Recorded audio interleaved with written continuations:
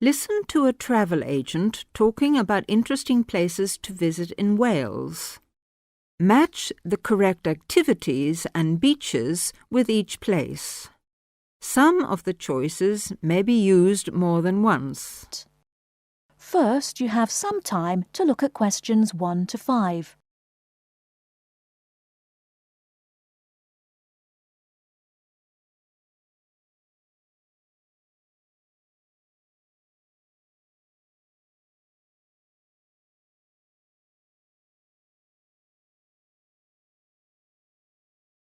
Now, listen to the talk.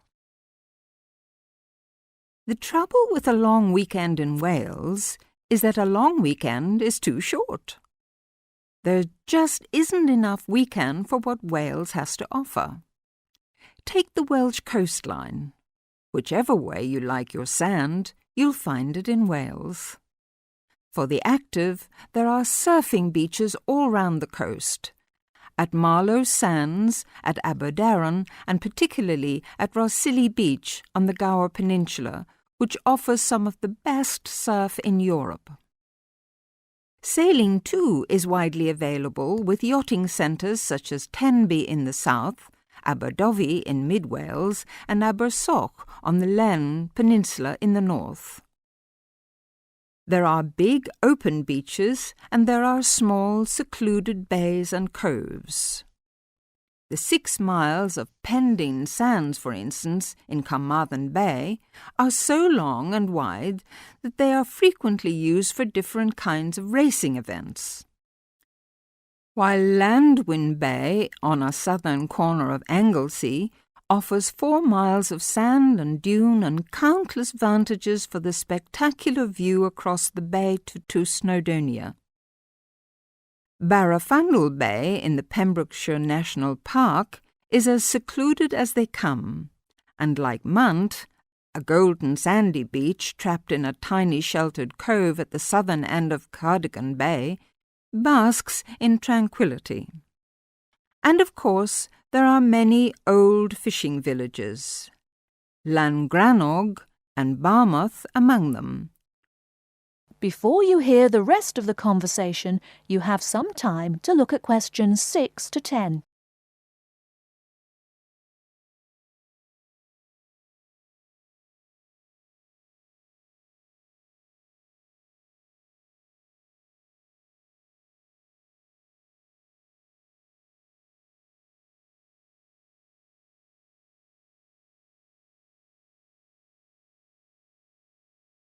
Now listen and answer questions 6 to 10.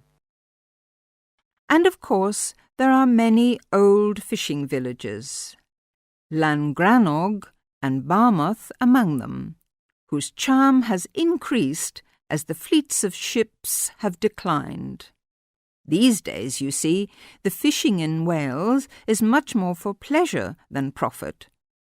For sea fishermen, rivers like the Dee and the Usk provide some of the most available salmon fishing in the UK. Is it any wonder that Wales lures fishermen in droves? And is it any wonder that there are hundreds of cosy lake and riverside inns to accommodate them? Wales is teeming with interesting places to stay and interesting things to do. That is the end of part 1. You now have half a minute to check your answers.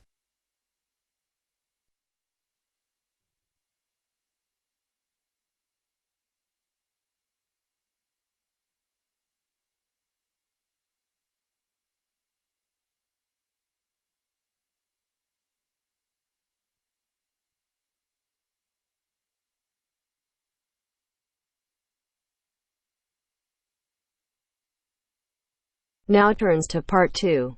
Part 2. You will hear a talk by a tour guide. First, you will have some time to look at questions 11 to 17.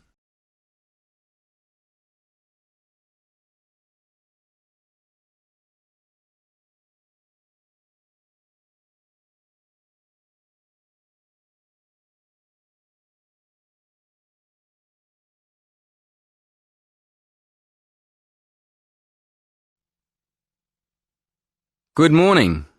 Welcome to the Science Museum. There's so much to do here. You could spend all day going from one exhibition to another. But if your time is limited, I'd suggest choosing maybe just one main exhibition. At the moment, I suggest that you don't miss our new exhibition of everyday inventions. It's amazing to see how objects we use in our daily lives, like paper clips, tea bags and light bulbs, were invented in the first place, and how they've developed over the years into such an essential part of our lives that we hardly ever notice them. You shouldn't miss it. The other thing I'd suggest if you don't have much time is a guided tour of the free exhibitions.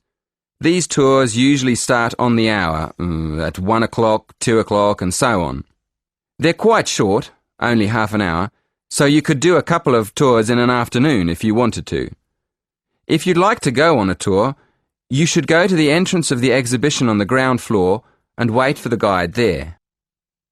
Just to give you an idea of the range of exhibitions we have here at the museum, I'm going to tell you about the exhibitions and activities we have for visitors of different ages.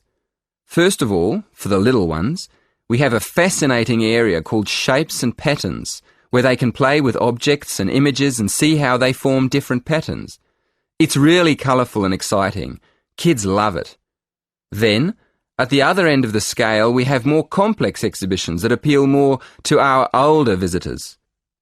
There's one about the history of aviation, how planes developed over the years. Older visitors may even be able to remember some of the earlier planes on display. Another exhibition that adults might particularly enjoy is the energy exhibition. It shows the historical development of different forms of energy in Britain and how it has powered industry over the centuries. And of course, we mustn't forget the teenagers. There are lots of exhibitions to interest them, but my favourite one is the one where visitors can find out more about how physics works. It's a fun exhibition with plenty of hands-on activities that explore how light and heat and chemicals work. I still go there myself now and then. It's brilliant. Before you hear the rest of the talk, you have some time to look at questions 18 to 20.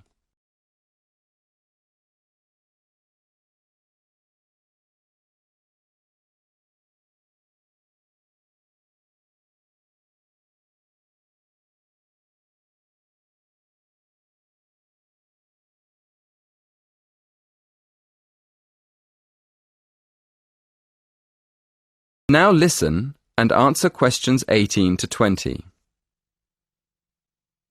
Most of our exhibitions are free, but you will need a ticket for some of the special ones, like the 3D film shows.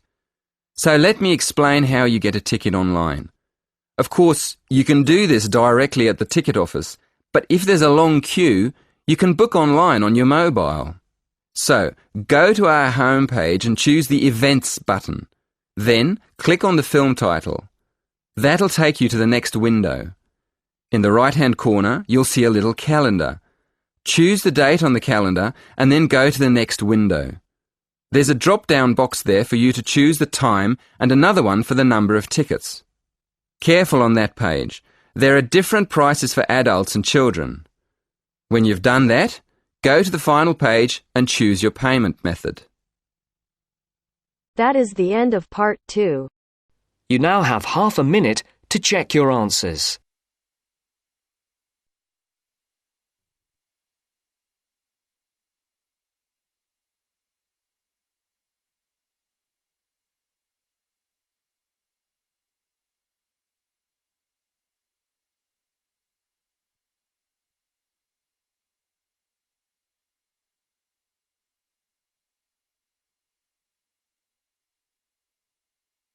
Now turns to part 3. Part 3. You will hear 3 students discussing a program of activities for new students at a college. First, you have some time to look at questions 21 to 26.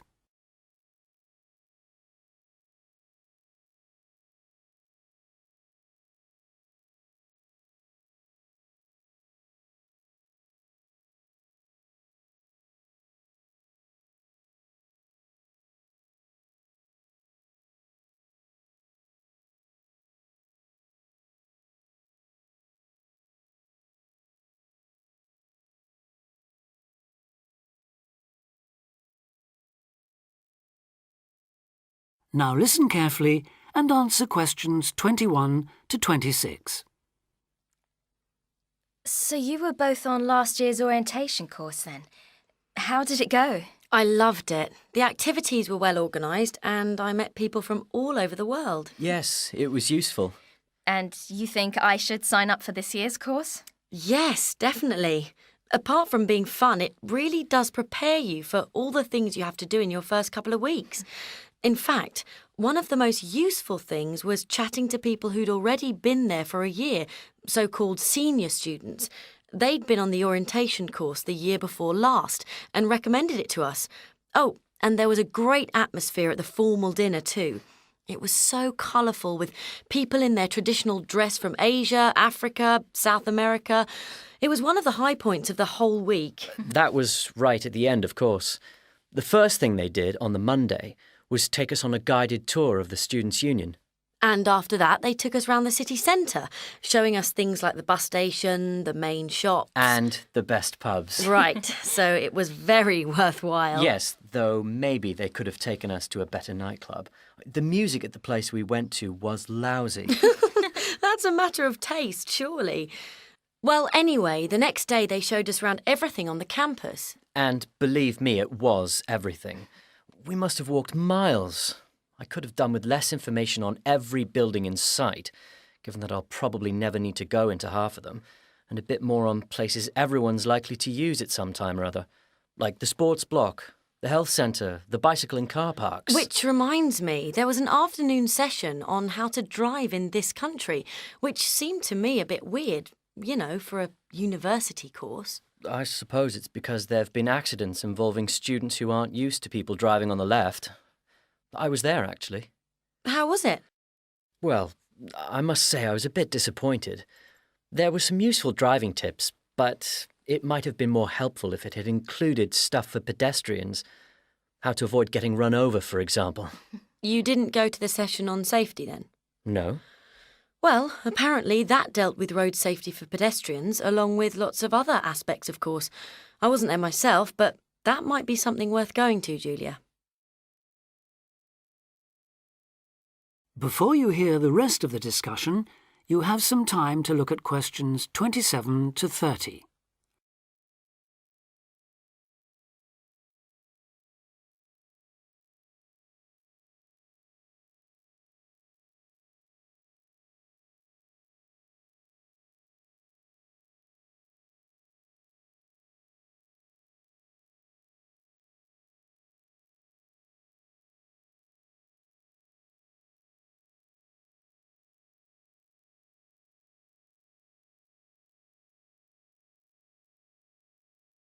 Now listen and answer questions 27 to 30. I like the sound of the whole thing. Tell me, what's the accommodation like? Do you have a room to yourself or do you have to share? What do you have to take with you? For the orientation course, you'll have an individual room in one of the halls of residence. That'll be a different hall from the one you're booked into for the year, but they're both on the campus, so you won't have far to go. And you won't have to take much with you. The room will have chairs, table, wardrobe, bed, mattress, blankets, sheets and so on. Take a warm coat or jacket, though. It may well rain, and it's unlikely to reach even 20 degrees in late September. But it shouldn't drop below about 10, at least during the day, which is something, I suppose. Right. Now I know they can't do much about the weather, but did you have the feeling that they were looking after you on the course? Yes, we did. There were some little touches that showed they'd thought about what it was like to be starting a course of study abroad. Such as? Well, it's just a small example, but they gave us free email access to contact people at home. 30 minutes, if I remember correctly. Actually, I think it was 20. Yes, you're right. I was on for over half an hour and paid for an extra 10 or 15 minutes. Not that it was much. Emails don't take long to write anyway. No, they don't. So, just one more thing. The timetable. When does the course actually start and finish? Well, a lot of people get there on the Sunday, though you'd have to find a room for an extra night, as the course accommodation is only booked from the Monday, when things get going. Then they'll keep you busy all week until the dinner on the Friday. And that's it, is it? Yes, there's nothing after that. Though most people stay over till Saturday, partly to recover from the party, but also because they can then move straight into their permanent rooms. I think I'll do that. Well, thanks a lot for all your advice. I'm sure I'll enjoy the course. I wish I could go on this year's too. That is the end of part 3. You now have half a minute to check your answers.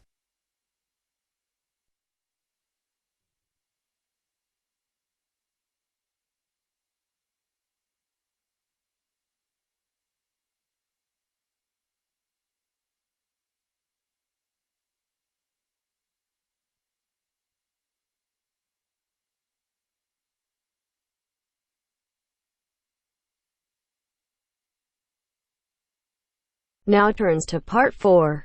Part 4. You will hear 3 students discussing exam techniques with their tutor. First, you have some time to look at questions 31 to 40.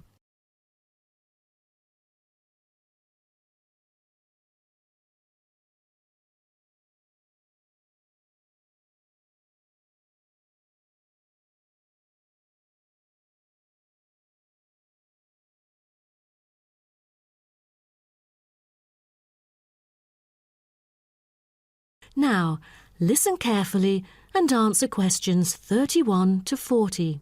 Morning, everyone. I thought we'd get together today and just talk about exam techniques. I'm sure everyone has different ideas about them.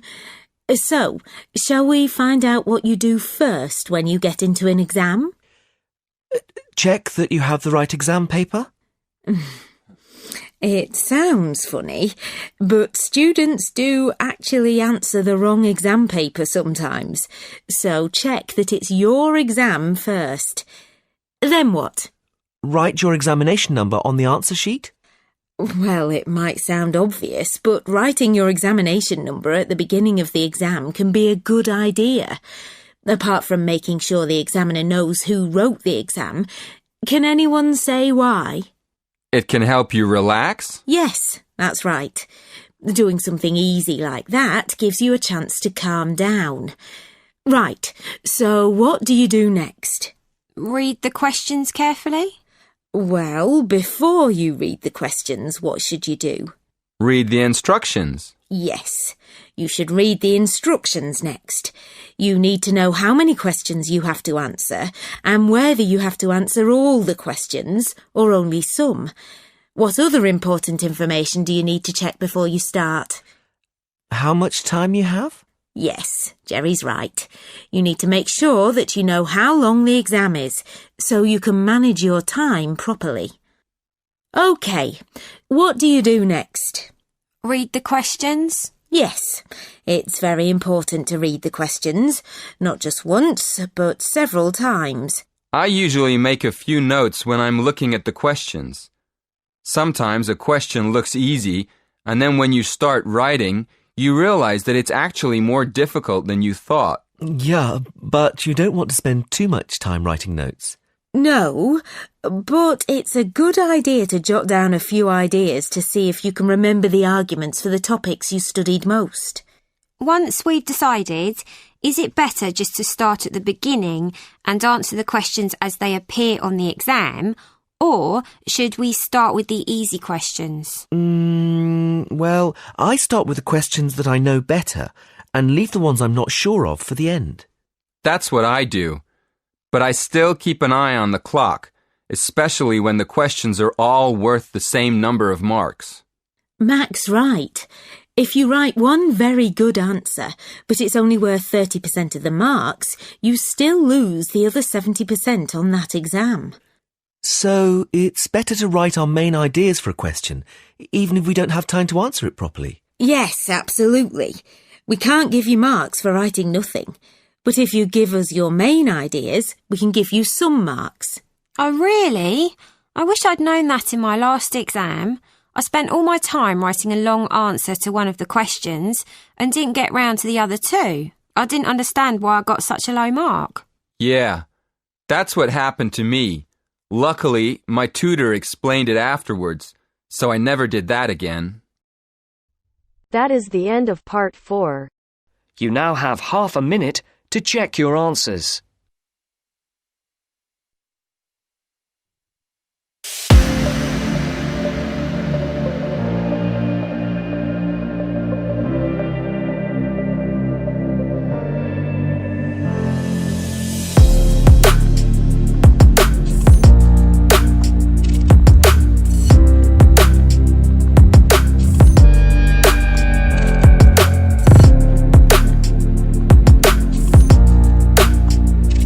That is the end of the test.